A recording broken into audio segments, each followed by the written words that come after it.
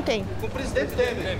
Olá, boa noite. Eu sou Rosiane Kennedy. Você confere com a gente a partir de agora as notícias que circularam hoje nos corredores do poder. A gente abre hoje o noticiário. Você deve ter me ouvido falando aí a reunião com quem, porque nesse exato momento, se você vai observar aqui passando por trás de mim, pela lateral, um grupo muito grande. São centenas de pessoas. Na verdade, são centenas de prefeitos que estão vindo neste momento aqui para o Palácio do Planalto para a reunião, e o presidente da Confederação Nacional dos Municípios, Zielkowski, ele acabou de passar aqui, e os outros prefeitos também, alguns deles passaram ressaltando que vem para dar apoio à reforma da Previdência. Mas vamos saber depois da reunião exatamente qual foi o teor, o contexto, e claro, você vai conferir com a gente aqui, então, hoje, nos corredores do poder mesmo, e começando de forma diferente. Mas você vai conferir com a gente aqui também que acabou de tomar posse aqui no Palácio do Planalto o novo ministro das Cidades, Alexandre Baldi.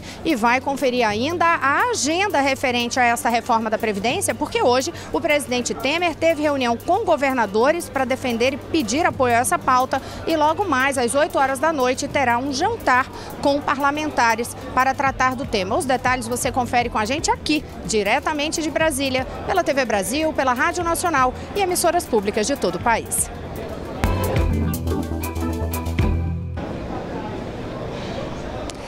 Olha, o primeiro assunto, então, que a gente vai abordar é a posse do novo ministro das Cidades, Alexandre Baldi. Ele tomou posse agora há pouco aqui no Palácio do Planalto. A solenidade estava marcada mais para o meio da tarde e foi transferida mais para o final da tarde, justamente porque a agenda do presidente Temer hoje estava muito lotada e foi preciso fazer um remanejamento.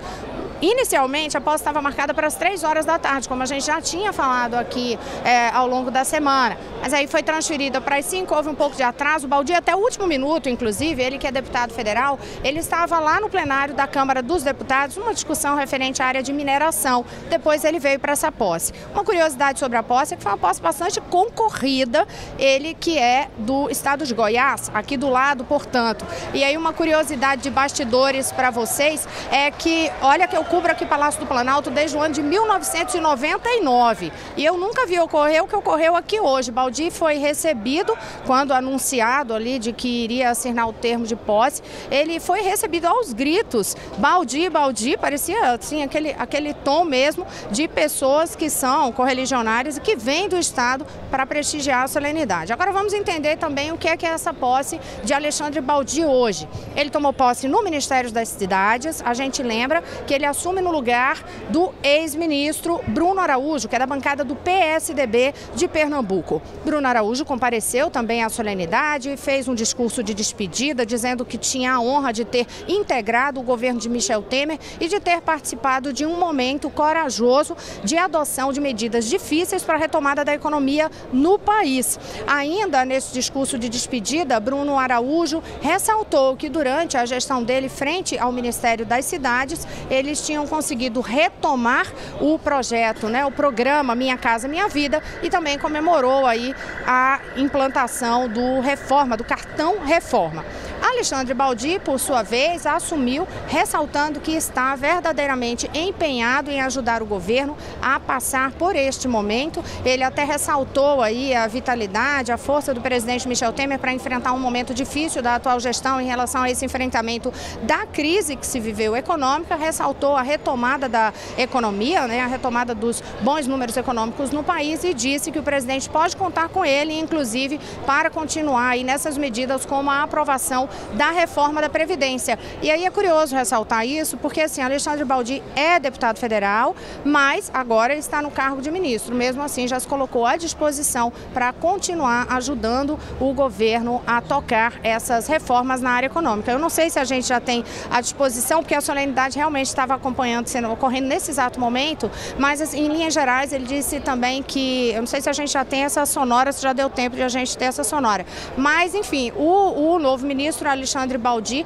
ele disse que vai fazer um trabalho justamente para construir as cidades que o Brasil precisa, porque é nas cidades que está a força do país e que é nas cidades que se constrói um país. E aí é curioso porque nesse exato momento vem os prefeitos aqui, os prefeitos sempre dizem isso, né? Porque é na cidade que as pessoas vão lá na porta do prefeito, batem na porta do prefeito mesmo para fazer algum tipo de solicitação. A gente ouve muito isso aqui na cobertura. Sobre o novo ministro, vamos acompanhar um pouco do perfil, mas quem vai contar para a gente, Daniele Popov, que está na redação da TV Brasil. Dani, você verificou aí qual é essa trajetória do novo ministro Alexandre Baldi, né? Boa noite. Oi, Rosinha, boa noite. Acompanhei sim. Natural de Goiânia, Goiás, o deputado federal Alexandre Baldi tem 37 anos e exerce o primeiro mandato parlamentar.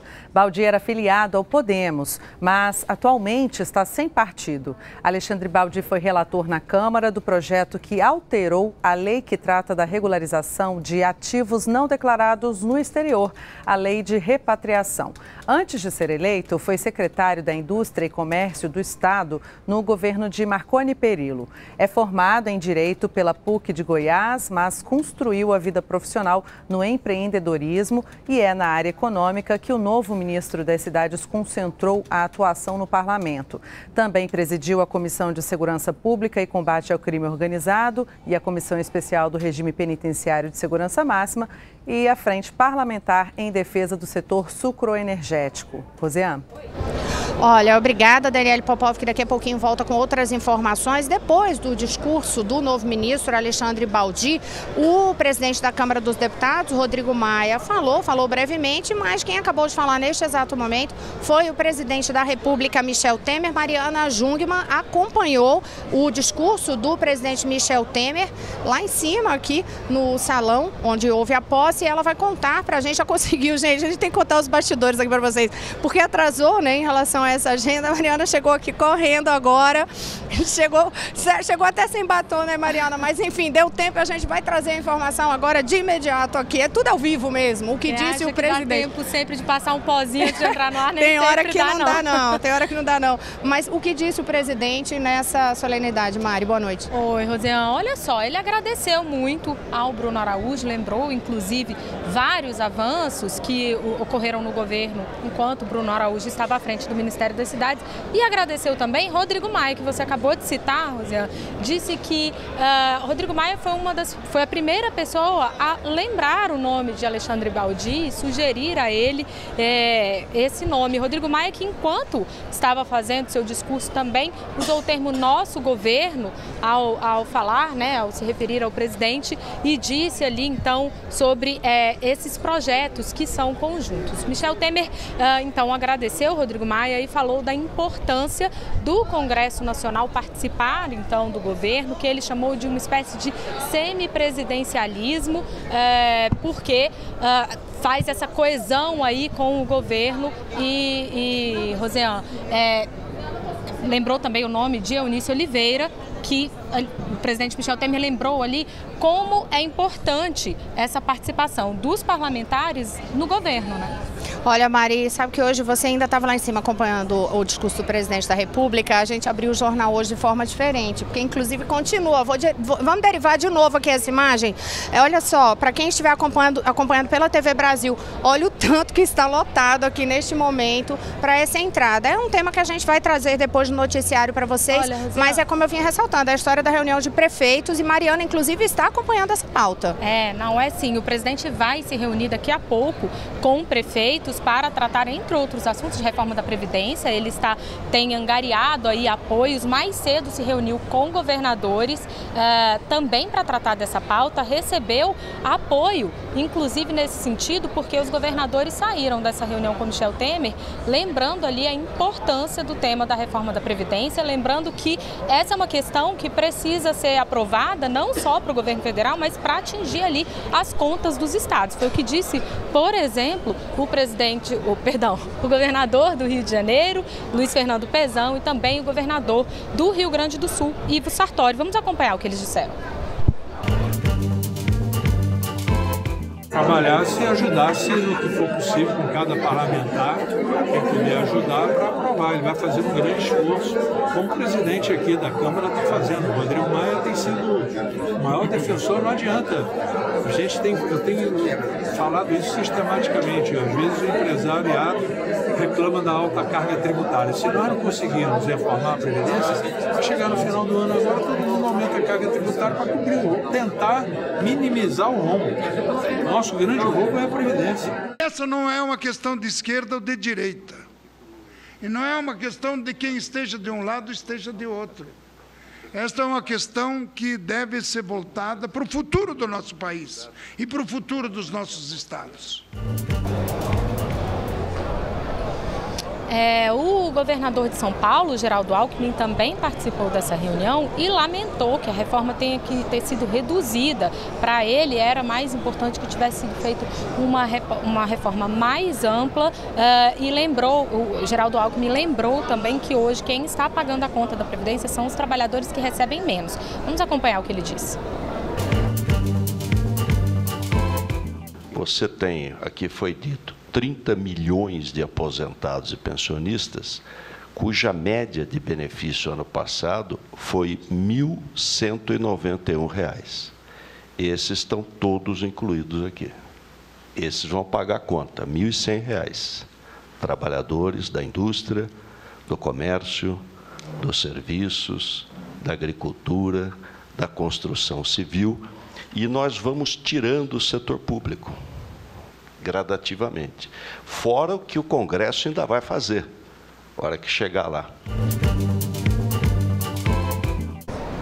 Pois é, então, Rosiane, a gente vê aí que a estratégia do governo tem sido a de não só se reunir com parlamentares, o que, aliás, vai acontecer daqui a pouco em um jantar lá no Palácio da Alvorada, quando deve ser apresentado finalmente o último texto ali da reforma da Previdência, mas de buscar o apoio não só diretamente com os parlamentares, mas também com as bases desses parlamentares, se reunindo com prefeitos, com governadores, para tentar criar aí um clima de que o país todo, né, os governantes do país todo mostram que é necessário fazer essa reforma. Até porque, né, Mara, é o que a gente sempre comenta aqui, você faz essa observação, não é nenhum assunto especificamente neste caso em relação à gestão executiva que gere uma briga de fato entre oposição e governo. No fundo, e é o que a gente mais ouve dentro do Congresso Nacional, é que todos querem a reforma da Previdência, aqueles que estão com cargo no Poder Executivo. Um ou outro vai adotar uma bandeira que seja uma reforma mais intensa ou que seja uma reforma mais amena,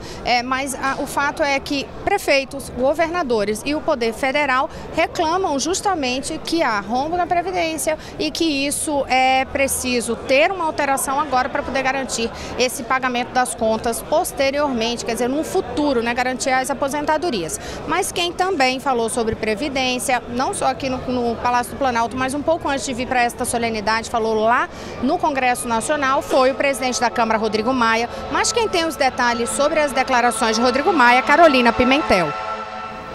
Boa noite, Rosiane. Bem, além de Rodrigo Maia, eu vou começar falando que quem falou também de Previdência hoje foi o ministro da Fazenda, Henrique Meirelles. Ele disse que acredita que existem possibilidades concretas da aprovação da reforma da Previdência. Ele participou de uma reunião hoje aí no Palácio do Planalto e disse o seguinte, que o debate não pode mais ser adiado. O ministro ainda fez algumas estimativas e, segundo ele, se a reforma não for aprovada em 10 anos, 80% do orçamento da União vai ter como destino o pagamento da Previdência. Ainda de acordo com o ministro, a proposta original apresentada pelo governo foi alterada no Congresso, com a retirada de pontos considerados polêmicos, como o tempo mínimo de contribuição. Segundo Henrique Meirelles, se forem feitos alguns ajustes na reforma da Previdência, ainda vai ser possível uma economia aos cofres públicos de 60% do que era previsto na proposta original do governo. E que em 10 anos essa economia pode chegar a 780 bilhões de reais. O tema reforma da Previdência vai ser novamente debatido nesta quarta-feira à noite, como a Mariana já antecipou, durante um jantar no Palácio da Alvorada, reunindo o presidente da República, Michel Temer, o presidente da Câmara dos Deputados, Rodrigo Maia, e também o ministro Henrique Meirelles, além de governadores e parlamentares da base aliada do governo. Rosiane. Obrigada, Carolina Pimentel. Outros detalhes a respeito de todas essas reuniões, você lembra que acompanha em tempo real, inclusive na Agência Brasil, o site agenciabrasil.abc.com.br. No próximo bloco, você confere com a gente as informações sobre a prisão de Antony Garotinho e Rosinha Garotinho. Daqui a pouquinho eu volto já.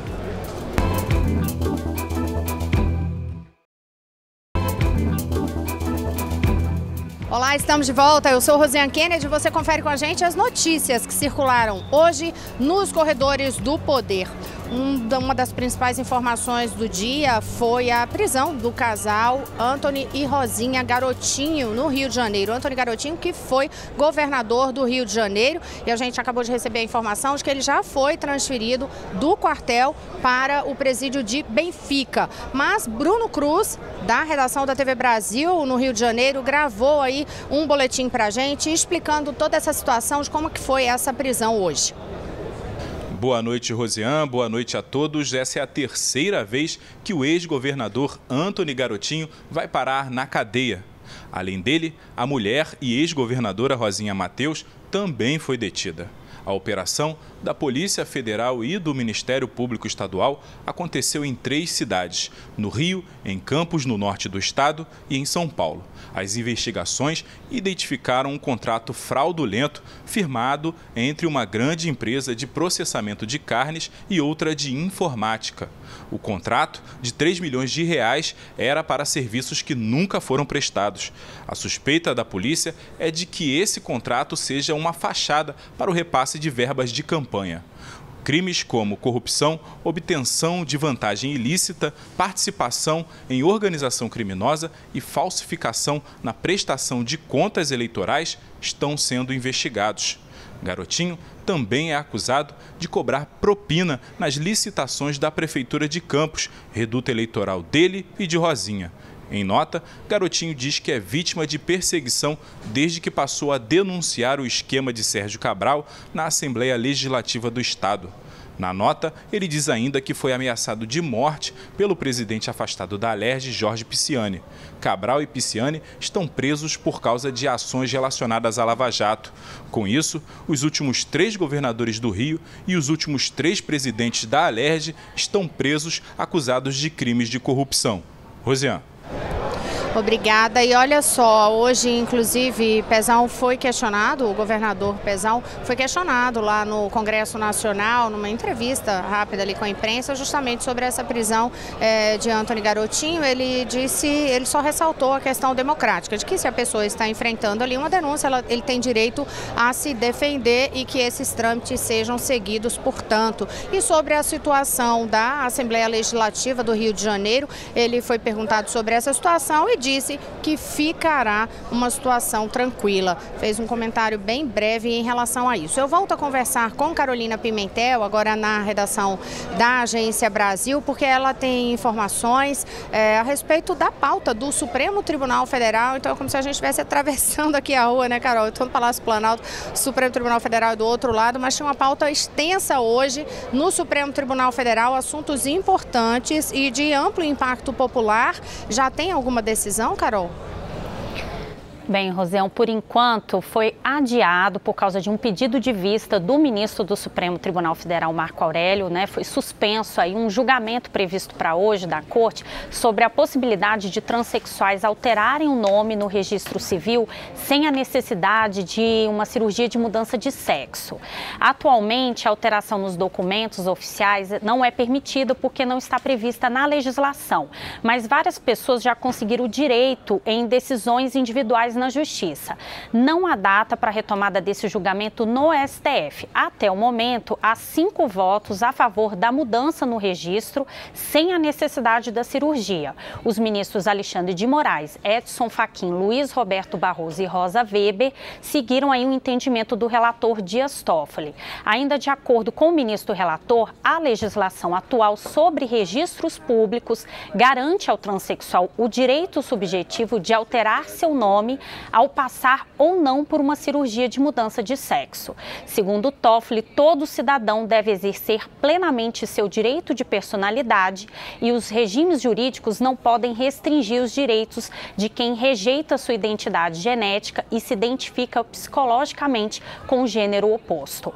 A Corte julga também um recurso contra uma decisão da Justiça do Rio Grande do Sul que negou autorização para que um cartório local aceitasse a inclusão do nome social social como verdadeira identificação civil. Os magistrados do Estado entenderam que deve prevalecer o princípio da veracidade nos registros públicos.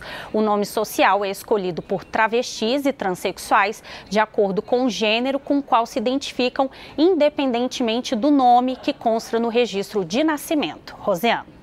Obrigada, Carolina Pimentel. Olha, um assunto que, vez por outra, volta à pauta aqui nos corredores do poder em relação à situação prisional no país. E a gente fala também sobre as políticas públicas, quais são as medidas de poder, por exemplo, para a reintegração de presos. E hoje, quem tem uma novidade sobre este assunto é Daniele Popov.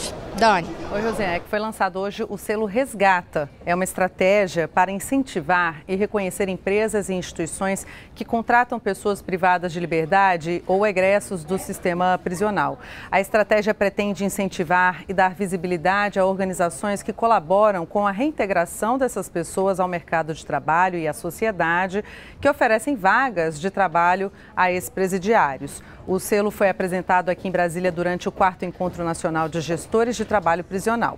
De acordo com a Lei de Execução Penal, o trabalho possui uma finalidade educativa e produtiva, traz de volta a dignidade, resgata a autoestima e dá condições de subsistência ao ex-preso. A empresa que quiser o selo Resgata precisa, entre outros critérios, ter no mínimo 3% do total de empregados egressos do sistema prisional, presos provisórios ou cumpridores de penas alternativas. Deve também desenvolver iniciativas que contribuam para modificar a realidade socioeconômica dessas pessoas. E o empregador que contrata ex-presidiários tem uma série de vantagens, como isenção dos encargos trabalhistas, como 13º, salário, férias e FGTS. Ainda sobre esse tema, eu trago uma outra notícia. Um sistema desenvolvido pelo Conselho Nacional de Justiça, CNJ, vai reunir as informações processuais e pessoais de todos os presos sob custódia, permitindo que o cidadão saiba precisamente quantos presos o país tem, onde eles estão e por que motivo estão detidos. O sistema chamado Banco Nacional de Monitoramento de Prisões foi apresentado pela presidente do Supremo Tribunal Federal, Carmen Lúcia.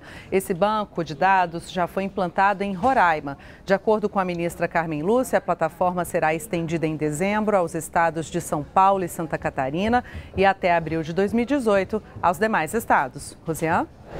Obrigada, Daniele Popov. Agora a gente vai conversar com Vanessa Casalino na redação da TV Brasil em São Paulo, porque por aí, Vanessa, uma decisão que você vai trazer a notícia para a gente é algo que causa inclusive polêmica, que é sobre aqueles cadastros de inadimplentes, quando a gente fala assim, a pessoa ficou com o nome sujo. Teve mudança por aí, porque hoje se a pessoa passa por essa situação, precisa ser notificado antes. O que é que acontece agora em São Paulo? Boa noite. Exatamente, Rosiane. Boa noite a você, boa noite a todos. Um projeto de lei de autoria do governador Geraldo Alckmin, que facilita a inclusão do nome de devedores nos cadastros de proteção ao crédito, foi aprovado na noite de ontem aqui na Assembleia Legislativa do Estado e modificou uma lei de 2015. Essa lei determinava que a inclusão só poderia ser feita depois de uma comunicação por escrito ao consumidor com uma AR, aquele aviso de recebimento assinado. Esse novo projeto mantém a exigência do comunicado por escrito, mas dispensa a comprovação por meio do aviso de recebimento assinado. Essa aprovação dividiu opiniões e gerou polêmica. A Associação Comercial de São Paulo e o Serviço de Proteção ao Crédito afirmam que a lei anterior gerava muitos gastos e favorecia os maus pagadores. Já os órgãos de defesa do consumidor criticaram a mudança. Defendem que a lei antiga não beneficiava os maus pagadores. Ao contrário, assegurava o direito dos bons pagadores. Isso porque, por exemplo, se o consumidor já tiver pago a dívida ou se conseguir provar que a cobrança é indevida, ele tem o direito de ser comunicado para se defender. Direito que agora, com o projeto, acaba com esse projeto aprovado pelos deputados e isso segundo as entidades que defendem os consumidores. Polêmica tá dada, né, Rosiane? A polêmica está colocada e tem esse argumento mesmo na época que, inclusive, hoje a gente sempre tem essas indagações sobre envios de cartas, num momento que tudo é tão digitalizado, é tudo tão informatizado. Vamos ver para onde vai essa polêmica então. Agora eu falo de um outro assunto com Mariana Jungmann aqui, que também é um tema recorrente. A gente está sempre de olho, né, Mariana Jungmann? Aquela polêmica sobre fim do foro privilegiado. E hoje a Comissão de Constituição e Justiça da Câmara avançou neste ponto mas tem também uma decisão aí na espera lá do Supremo Tribunal Federal. É isso mesmo, Rosiane. A Comissão de Constituição e Justiça aprovou a admissibilidade de uma PEC. A gente usa esse termo admissibilidade porque na Comissão de Constituição e Justiça são avaliadas ali apenas questões constitucionais e não de mérito.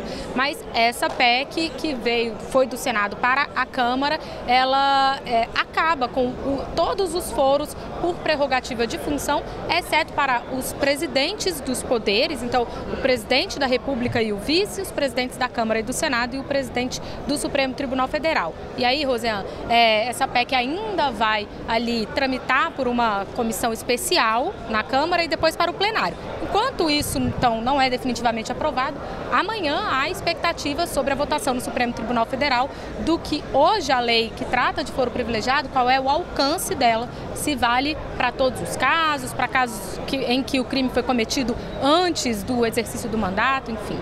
Olha, e em relação a isso, eu até conversei hoje com o relator aqui, o relator desta PEC lá na CCJ, o líder do DEM, Efraim Filho, e questionei justamente isso, se havia uma disputa de Câmara e Supremo em relação a essa pauta. Ele falou que não, que era positivo que várias instâncias estivessem discutindo este tema, tamanha a relevância que esse assunto tem para a população, mas lembrou justamente o que você ressaltou aí, o caso da Câmara. Essa PEC é muito mais ampla. Amanhã você vai conferir com a gente a íntegra desta entrevista que eu fiz com o relator da PEC na CCJ, que é o deputado do DEM. A gente traz aqui para você amanhã.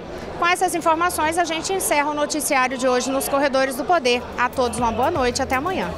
Boa noite, até amanhã.